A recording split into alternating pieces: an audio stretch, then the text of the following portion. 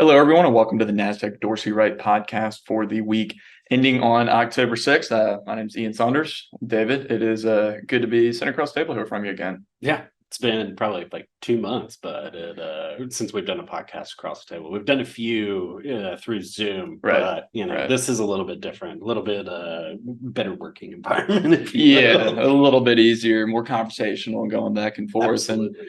certainly a lot of conversation to be had about stuff that we've seen going on in the markets. I mean, this is the first podcast we're doing in the fourth quarter. It's wild to think that we are already in October. I feel like we were just entering the third quarter just a few weeks ago, going back and looking at some of the articles that we put out and the report on typically on a quarterly beginning of each quarter. I feel like I was just writing that last week. It's crazy to think we're already in October. It's almost Halloween. Summer flew by. I mean, truly flew by, and it wasn't for a lack of things for investors to watch those. And at this point, we've got a few things that they still need to keep an eye on in the fourth quarter as we move towards the end of the year here. So, not for a lack of things that we continue to monitor, continue to watch, and really, I think one of the biggest things that we've talked about as an analyst team, as well as we get a lot of calls about, has been looking at the U.S. dollar and its charge over these summer months. That it seemed like really it was, like you said, only it feels like only a few weeks ago we were talking about that the dollar tends to trend, it's moving negative, we've kind of seen a rebound out of it. Ultimately in August we returned back to that buy signal, and now we're at 107 on that DX/Y chart, back in a positive trend. So compared to 2 months ago, very different conversation when we're talking about the dollar just in its own vacuum. Not much less the effects it's had across the market over those 2 months. Yeah, absolutely. I mean, looking at that dollar default chart. So what we're gonna do for this first podcast in the fourth quarter is have four charts, graphs, four things to look at for the fourth quarter, right? Dollar being the first one, as you mentioned there. So from 2021 into October of 2022, we saw the most consecutive buy signals we'd seen in the US dollar throughout the history of the chart. And then we turned around in October of 2022 and gave an initial sell signal, what ended up being 6 consecutive sell signals lower. As you mentioned, it fell down to that kind of 100-point level that we see there on the default chart, and turn around straight column of X's back up over the course of the past few months. Not the longest column of X's, but definitely among them. For right. Sure. Well, it's not even the longest column of X's we've seen in the past 2 years. I mean, back from February of 22 into May of 22, I mean, we saw it uptick from the column of X's, the column that began at the 96 point ultimately hit 105, right?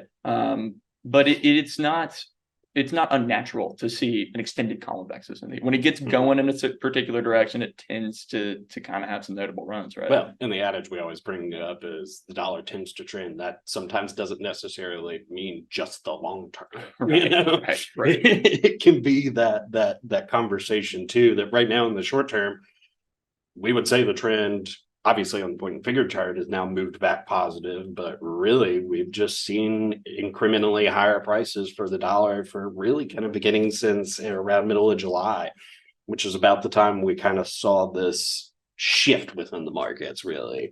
That we'll touch on quite a few things that we've seen move around. Yeah, absolutely. I mean, we're coming off back-to-back negative months for the S&P. I mean, we saw broader markets down several percent over the course of the month of September.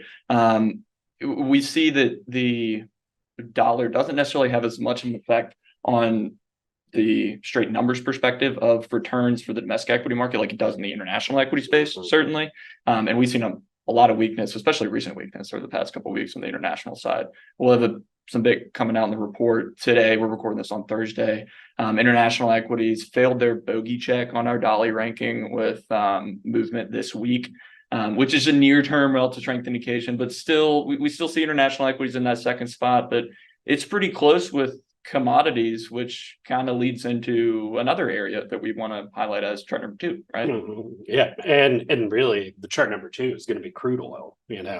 Yesterday we saw a pretty notable move lower with crude oil, which we were kind of talking about that on the call this morning, that the long and short of that conversation was that there was news out there that maybe we're seeing demand waning in crude oil, that really over the past rolling 4 weeks that we've just continued to see that demand fall and fall and fall. And a report came out saying so, ultimately leading crude to tumble from really that kind of high 80 area. I wouldn't really say tumble, just at this point, we would still probably call it a pretty healthy pullback as far as chart action goes. I think healthy pullback's a relative term for crude oil. I mean, looking at that default chart, for those following along, you got CL4, so there's CL4/ is going to be that default chart for crude oil. 1 point chart, 2 consecutive buys, September, and then turnaround sell signal there at the 88 level earlier this week, and it moved down to that 85 level. So it's now declined 10% over the past week there for crude oil. I mean, 10% healthy pullback, right? But I mean, we're looking at some statistics that we're running for 10% corrections, right? We see crude oil has hit at least one 10% decline in every single year since 1984, which is pretty notable. And it averages about 3.5 a year in terms of those 10% declines. This is the third this year. So, I mean, it's seen kind of similar movement to what we might expect historically, even though it's gotten a lot more attention over the past couple of weeks. But looking at that 10% drop, move from 95 down to 85, the average correction, so ultimately is kind of tends to lead to that 20% decline mark. So when you see a decline 10%, not every 10% leads to a 20% down, but the average 10% move lower ultimately kind of bottoms out around the 20% lower mark, which on the chart here would be around the 74 level. So it would move back to a negative trend with movement. If it got down to the 78-ish level, we see some support around that 78-ish level from August of this year, and then some support from July coming around 74, which would be right around that 20% lower mark. So certainly not to say that there's some notable support, or is to say there is some notable support before we get down to that 20% mark. Just because we hit 10% doesn't mean we're going to hit 20. We've seen a pullback right to the midpoint on its trading band, as we see here now. But definitely going to be an interesting area to kind of keep an eye out here for as we look toward movement for the next couple months here. Well, and it's kind of something that's interesting because, it's easy for us as investors to have a short-term memory. Because even talking about some of these prices, if we're talking about a 20% correction, we're just back at prices that we saw back in July of this year. So, I mean, it's not all that distant and real distant that we were, in the 70s, 60s, as far as per barrel for crude oil. But now, even looking at that chart action, you mentioned that it's coming back to the middle of the trading band. Again, sort of short market memory, this 84, 85 level was almost the wall that we had to climb over this year. And we saw that done in September, but that resistance had stayed in place since December of last year. So, I mean, we were working on 9 months of any security trying to push and test resistance. Is surprising, and ultimately not being able to break through it. Generally speaking, if you see that many tests, it's a pretty good line in the sand for the security. But now with the pullback, it also acts as a line in the sand in a way for support. Yeah, I mean, prior resistance oftentimes becomes support after you kind of break through that level. And I mean, it's right at the 50-day moving average. Kind of crude oil is kind of where we're bouncing around with movement here. It'll be, I mean, certainly not going to make a call like a lot of others out there that are saying, I feel like as soon as crude oil hit 90, you started hearing people, it's going to hit 200, it's going to hit 150, right? I mean, I remember the calls back when it was in the 120s. Oh, it's going to hit 200 before the end of the year, and then that was the top. It's never done it, right? as soon as you start hearing that, you're like, well, it might be a time to maybe look elsewhere. But the chart has been pretty. Not necessarily consistent in a signal perspective, but it's been trending in a similar perspective on the default chart recently. And we've certainly kind of broken back through the upside. There was some resistance from the August timeframe of last year around that 95, 96, 97 mark, with a little bit more resistance, obviously around the 100, 101 mark, as we were kind of looking at upside. Also gotten a heavily kind of overbought extended position there in terms of its that trading band, that 10-week trailing trading band.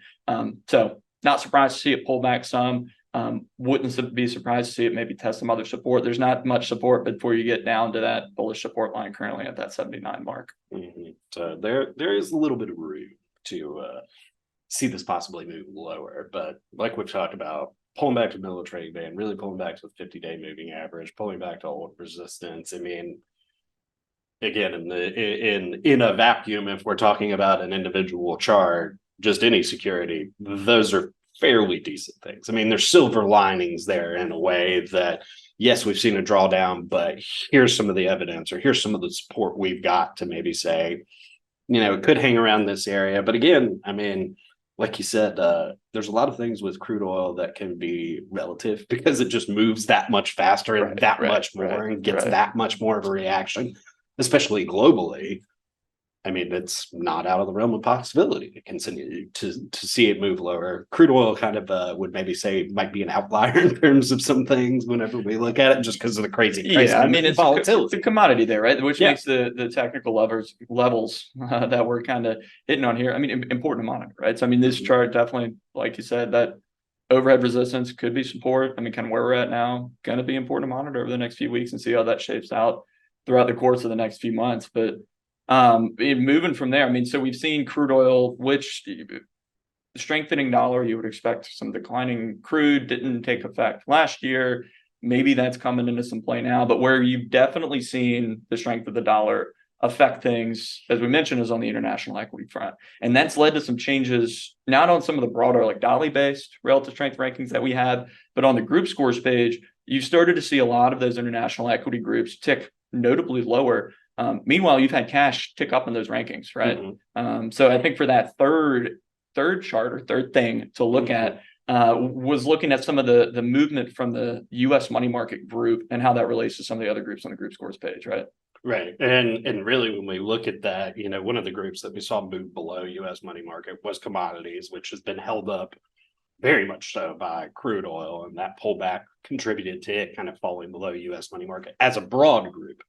But the one that we're continuing to watch here, we've seen all international and global diversified fall below cash, but the all equity funds, which includes global funds, international, domestic, still sits above cash right now, along with U.S. equity diversified. So again, we're kind of reaching for silver linings in some fashion here, but it is one. Now we've seen that score get to the point where they're roughly about 0.2 points in terms of spread between the two. So that is on the narrower side, but really kind of looking at this year, I mean, even going back into last year, there's been a lot of action between these two groups. The last time we really saw a U.S. money market even inch above that all equity funds was back in March when we had the bank collapse. But really since then, it's been able to kind of sustain above that U.S. money market group. But it's also kind of interesting just looking back at some of the history with that chart too, of when you've seen U.S. money market move above all equity funds.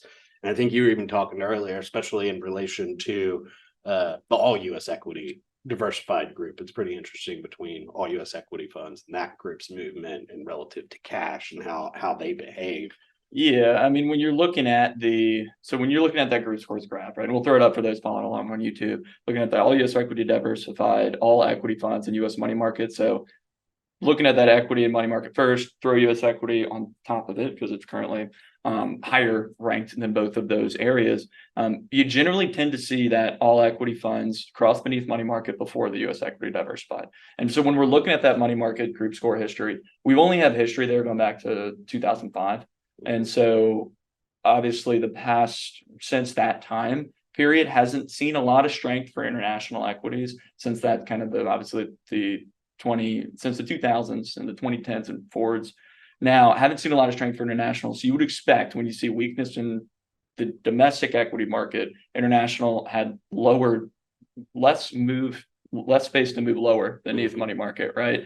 And so you'd see that drop first, and then all U.S. equity diversified potentially follows. Another point that I think is important, I mean, they've seen pretty similar movement in terms of all U.S. equity diversified and just that all equity funds in terms of just the direction of movement over the past year or two. I mean, you haven't seen either group score north of 4.0 since the beginning of 2021. January, February timeframe of 2021. I mean, they generally don't tend to rocket up like your technology or whatever groups are up at the top. They tend to kind of hang around at kind of the maybe upper third of the areas when in bullish environments. But it just hasn't. This most recent rally, I mean, got us up to a 3.7-ish, 3.78 score back in August for U.S. equity diversified, and just kind of followed the all equity funds space lower. moving close to the money market space. We've seen them touch a couple times. We saw them touch in March. We saw them touch in May. Haven't seen that sustained movement, like you said, for money market ahead of either area. But you also haven't seen the big drop in that money market group score like we might expect in a real bullish environment. Well, I mean, it's hung around north of that 2.0 score threshold since February of 22. Well, and that sort of segues in a way to just mentioning MMPR, which is in relation to that U.S. money market group. This week it upticked above the 50% level, technically since the first time since May, but we only saw that happen for a day before it fell back down. But really, the last time we even saw it do it for more than a day was in March, and it did it for about a week. So, I mean, there is potential that this could be short term. You know, we've not really seen it continue to spike. It's been a little more steady. But it's also intriguing to see that U.S. money market group improve, MMPR improve. And like you said, they've still really kind of hung down there, or hung around both metrics really in terms of exhibiting some form of strength. Yeah. You know, they've not really given up the ghost entirely. Right. Which I think is an important thing to note. I mean, you have both of those groups that are still north of that 3.0 score line, which is kind of that line in the sand. I mean, we literally turn it green on the group scores page, right, when it moves above that. So they're not necessarily technically weak from an equity perspective, right? Been looking at that 3.0 score threshold. And when you're looking at some other kind of near-term focus indicators, so this is one that we're looking at from typically more of a longer term perspective, where it's near term movement that's tracked because those scores are going to change every single day. But we don't see these two groups get that close all that often. I guess it's not something we're looking at typically as a change on a day-to-day basis because flip-flopping around. And really over the past 2 years, we've talked about it a lot more because of that. Right. Yeah, exactly. Because we've seen a lot more movement there over the past couple of years than we had for the prior 10, right? But one area that you can kind of look towards. So if we see further weakness in the broader space, you could see that move lower, which wouldn't be a great sign for markets. But if we do, we've talked a lot about how a lot of areas of the market on the equity side are pretty oversold. Whether you're in international equity, certainly domestic equity is pretty oversold as well. You can check out the podcast from last week where I believe Will and Miles kind of ran through some of the, or maybe it was Will and Joseph, ran through some of the different oversold conditions that we're seeing in the broader marketplace. And one area that you can kind of look toward that's moving pretty low from an indicator perspective for our fourth and final chart of the day, the 10-week for the S&P 500, TWSPX, for those that are following along. This chart measures the percentage of S&P 500 stocks that are trading above their 50-day or 10-week moving average, right? We're down at 8%. It's not that many stocks in the S&P that are at that low level. And that when we get down beneath that 10% mark, kind of tends to be a line of demarcation where we start to at least look toward a potential move higher. Right. And we saw similar moves below 10%, not necessarily we would qualify as the same market environment, but last year we saw moves below 10%. We've seen moves below 10% for this indicator in the past too. And it's really a level that once it hits that 10% mark and begins to kind of work its way around down there, we would qualify that as washed out. But again, you know, even looking at it at 10%, it still has some room to work around there. So it's not like we hit 10% and then the very next day we're buying. You know, it's not that by any means. It is an indicator to say that we're seeing, you know, that move to the downside with many stocks moving below their 50-day moving average. Ultimately, it won't uptick until we get them moving back above. But it is something that when we get these washed out levels, you sort of put an alert on for a reversal back up, just to look for those reversals and where they may move, because move back above 10% historically is pretty helpful. It has. I mean, it's important thing to keep in mind, like you said, it's at 8%. We saw it hit in September of last year. It hit the 4% mark. We'd have to, the indicator level would have to be cut in half to get down to that 4% mark from here, right? And we saw it hit 2% in June of last year, so then cut in half again. I mean, every move lower from this threat is gonna feel pretty bad if it does continue to tick down. But that is definitely the area where it can't go all that much lower, and so that's where we start looking for. It would reverse back up with the potential move to around the 14% level. Need to get north of that 14. I believe with yesterday's movement, we actually got just above the 10% level on Wednesday. So need to see it continue to kind of uptick here. Not necessarily seeing a lot of movement that's going to lead us in that direction, at least at the time of this recording on Thursday. But definitely an area to look out for as we're looking forward. This is a more near-term focused indicator, right? Right. And I mean, you may even look at some of the other sector indicator 10 weeks, as well as even some of the broader market 10 weeks. They might not necessarily be at 10%. But talking about this chart, if you're seeing some of those 10-week indicators, whether it's sector, broad market, whatever it may be, reaching this level, that's really what we're getting at in terms of looking at these indicators and saying they're really at low levels at this point and watching for reversals.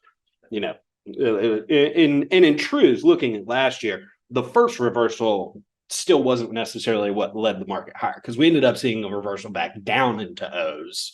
So there was a rally, on another exhale on both of those times. In June and in October, they reversed up, pulled back, ultimately swung higher. Same thing that we saw in October.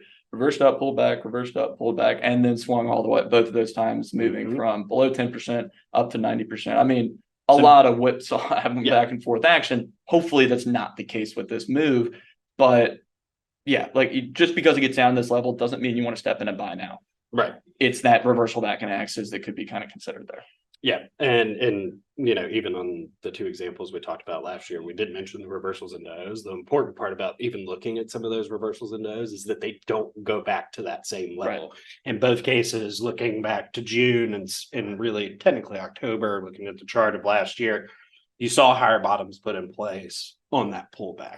Higher lows. Yeah. Anytime we're talking about a chart, when you're seeing that, we're ultimately seeing a better, typically with trend charts, we're talking about a positive trend, but in this case, we're seeing an increase in participation. So that's what we look for. Yeah. And looking, I mean, they've hit on a lot of different things, but those four main areas we've hit on today as we kind of try to bring this to a close. I mean, the dollar still at extended levels, potentially overbought, definitely an area to kind of look toward with that overhead resistance.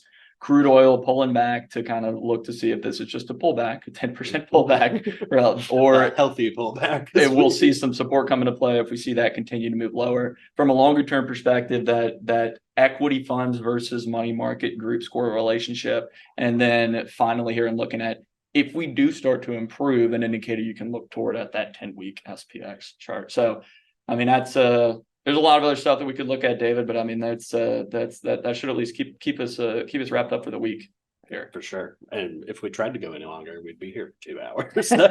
Yeah. So great. Well, with that, David, thanks for jumping in here with us, and thanks to everyone for tuning in and listening to us here this week. And we look forward to talking with you again next week.